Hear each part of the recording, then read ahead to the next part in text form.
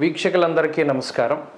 July మాసంలో కర్కాటక రాశి వారికి ఏ విధమైనటువంటి ఫలితాలు కలగబోతూ ఉన్నాయో ఈ వీడియో ద్వారా తెలుసుకునేటువంటి ప్రయత్నం చేద్దాం.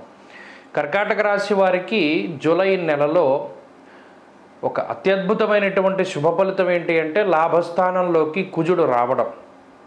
13వ తారీఖు దాటిన తర్వాత కుజుడు వృషభ రాశి ప్రవేశం చేసినప్పుడు ఆయన లాభస్థానంలో అత్యంత శుభ ఫలితాలను ఇచ్చేటువంటి గ్రహం, అది ఒకటి. ఇక రెండవది, ఇప్పటికే లాభస్థానంలో ఉన్నటువంటి గురుడు అత్యంత శుభ ఫలితాలను ఇస్తూ ఉన్నటువంటి స్థితి. ఈ రెండు వాటితో పాటు బుధ శుక్ర చంద్రుల యొక్క స్థితిగతులు కూడా ఈ రాశి వారికి అనుకూలంగా ఉన్నాయి. అయితే రవిగ్రహం ప్రధానంగా కర్కాటక రాశి వారికి ప్రతికూలంగా ఉన్నారు. రవి వ్యయస్థానమందు 17వ తారీఖు దాటిన తర్వాత నుండి దక్షిణాయనం ప్రారంభమైనటువంటి దగ్గర నుండి జన్మరాశి యందు రవి కొంత ప్రతికూలంగా ఉంటారు.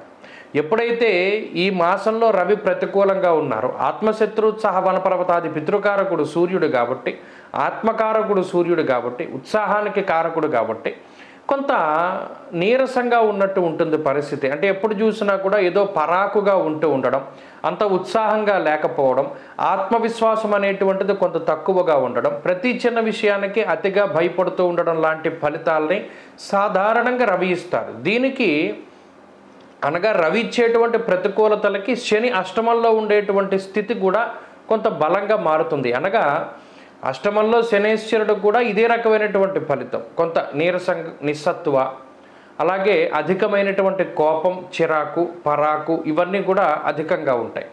అయితే ఈ గ్రహాలను కనుక మనం పరిశీలన చేసి ఈ మాసంలో ప్రత్యేకించి కర్కాటక రాశి వారి యొక్క ఆర్థిక పరిస్థితిని చూస్తే ఆర్థికంగా మాత్రం ఈ నెల అనగా జూలై నెల కర్కాటక రాశి వారికి చాలా గొప్ప నెలగా చెప్పవచ్చును. కారణం ఏంటి అంటే లాభస్థానంలోనే గురుడు, లాభస్థానంలోనే కుజుడు.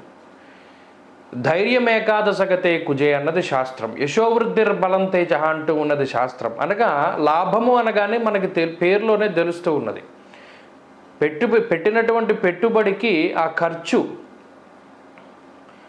తక్కువగా ఉండడం వల్ల మిగిలినటువంటి ధనం ఏదైతే ఉన్నదో, అనగా మనం ఏదైతే కొనుగోలు చేస్తామో దాన్ని ఎక్కువ రేటు అమ్ముకోవడం ద్వారా లేదా ఎక్కువ రేటుకి మనం వాటిని విక్రయించడం ద్వారా మనకి ఎక్కువ లాభం మిగులుతుంది. అలాగే మన చేతికి ఎక్కువ ధనం వచ్చినప్పుడు మన నిత్యావసరాలకి సరిపడిపోయేటువంటి డబ్బుని మనం ఖర్చు పెట్టేగా డబ్బు మిగలడాన్ని లాభం కింద చూడొచ్చు.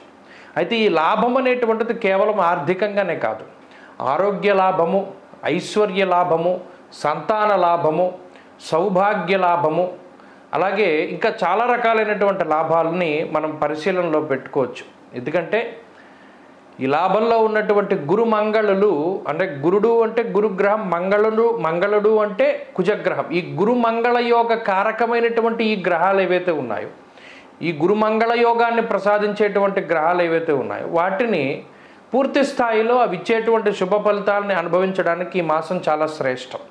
కాబట్టి ఆర్థికంగా మాత్రం ఇది చాలా గొప్ప మాసము. కర్కాటక రాశి వారికి మనం ఇంతకీ చెప్పొచ్చేది ఏంటి అంటే ఈ మాసంలో ఎక్కువగా ధనాగమనము అనేటువంటిది ఉంటుంది. ముఖ్యంగా అది భూ లావాదేవీల వల్ల కానీ, లేదా కోర్టు కేసులు నెగ్గడం వల్ల కానీ, వంశపారంపర్య ఆస్తులు చేతికి రావడం కానీ, ఎప్పటి నుండో మీకు రావాల్సిన ధనం చేతికి రావడం కానీ, లేదా ఉద్యోగంలో డబ్బు పెరగడం కానీ, ఇలా ఏదైనా కారణం కానివచ్చు, డబ్బు అయితే కొంత ఎక్కువగా వస్తుంది. ఇక రెండవది ఆరోగ్యపరమైనటువంటి విషయం. ఇందాక మనం చెప్పుకున్నట్టు శని రవి యొక్క ప్రభావం వల్ల ఆరోగ్యం కొంత ఇబ్బంది పెడుతూ ఉంటుంది. అనగా కాలాన్ని అతిక్రమించి భోజనం చేస్తూ ఉండడము, ఏదైనా ఒక పనిని పెట్టుకుంటే ఆ పని ప్రతిసారి కూడా వాయిదా పడుతూ ఉండడము, దానివల్ల చికాకు ఎక్కువగా వస్తూ ఉండడం, ఇలా కొంత ఇరిటేషన్తో కూడి ఉన్నటువంటి వాతావరణం. ఆరోగ్యపరంగా మాత్రం రవిశనులు కొంత ఇబ్బంది పెట్టేటువంటి గ్రహాలు అయినప్పటికీ అటు గురుడు పూర్తి స్థాయిలో బలంగా ఉన్నారు, కుజుడు కూడా ఆయన రోగ కారకుడు, ఆ రోగాల్ని నివారించడానికి కూడా ఆయనే శక్తివంతమైనటువంటి గ్రహం. కాబట్టి కుజుడు అనుకూలంగా ఉంటారు 13వ తారీఖు దాటాక. కాబట్టి 13వ తారీఖు వరకు ఏమైనా అనారోగ్య సమస్యలు ఉన్నా ఆ తర్వాత రికవరీ రేట్ అనేటువంటిది ఎక్కువగా ఉంటుంది. కుటుంబ పరిస్థితులు కూడా చాలా సానుకూలంగా ఉన్నాయి. కొంత స్వయంకృతాపరాధాల వల్ల మాత్రమే కొంత ఇబ్బంది పడేటువంటి పరిస్థితులు గోచరిస్తూ ఉన్నాయి. తక్కినవన్నీ కూడా కొంత సాధారణమైనటువంటి పరిస్థితులు ఉన్నాయి. అనగా కుటుంబ సభ్యులతో మీరు ఏ విధంగా ప్రవర్తిస్తారో మీతో కుటుంబ సభ్యులు అదే విధంగా ప్రవర్తిస్తారు. ఆ ఒక్క విషయం జాగ్రత్తగా గుర్తుపెట్టుకోవాలి. ఇక ఉద్యోగ వ్యాపారాలు కర్కాటక రాశి వారికి చాలా బాగున్నాయి. ఆర్థికంగా ఎదుగుదల ఉంటుంది, ఉద్యోగ వ్యాపారాల్లో ఎదుగుదల ఉంటుంది. తలపెట్టినటువంటి ఉద్యోగ వ్యాపారాల్లో తలపెట్టినటువంటి అనుకున్నటువంటి ప్రతి కార్యము కూడా సఫలమవుతూ ఉంటుంది. అలాగే చదువరులకి విద్యార్థులకి జూలై నెల చాలా బాగా కలిసి వస్తుంది. దూర ప్రాంతాల్లో కానీ స్వదేశాల్లో చదువుకుంటూ ఉండేటువంటి వారికి ఈ మాసం మంచి ఫలితాన్ని ఇస్తుంది. స్త్రీలకు ప్రత్యేకించి జూలై నెలలో ఉండేటువంటి గ్రహస్థితిని చూస్తే మానసిక ప్రశాంతత దొరుకుతుంది, కుటుంబ సఖ్యత బాగుంటుంది. ఉద్యోగ వ్యాపారాలు చేసేటువంటి స్త్రీలు మాత్రం కొంత ఇబ్బంది పడేటువంటి అవకాశాలు ఉన్నాయి. కర్కాటక రాశి వారు జూలై నెలలో మరింత అనుకూలమైనటువంటి ఫలితాలను కనుక సాధించాలి అనుకుంటే ప్రత్యేకించి సూర్యారాధన చేస్తూ ఉండాలి. అలాగే శనేశ్వరుని యొక్క ఆరాధన కూడా చాలా మంచిది. అనగా శని ఆదివారాలు గనక నిష్టగా ఉండగలిగితే ఈ నెలంతా కూడా బాగుంటుంది. ఆరోగ్యపరంగా బాగుంటుంది, ఐశ్వర్యపరంగా బాగుంటుంది. శనివారము ఆదివారము ఈ 2 రోజుల్లోనూ మధ్యమాంసాలు భుజించకండి, తలకి నూనె రాసుకోకండి, అలాగే శరీరానికి తైల సంస్కారం చేయకండి. అలాగే శనివారం ఆదివారం బయట వండినటువంటి పదార్థాలు ఇవి కూడా తినకండి, ఇంట్లో వండినటువంటి పదార్థాలు తినండి.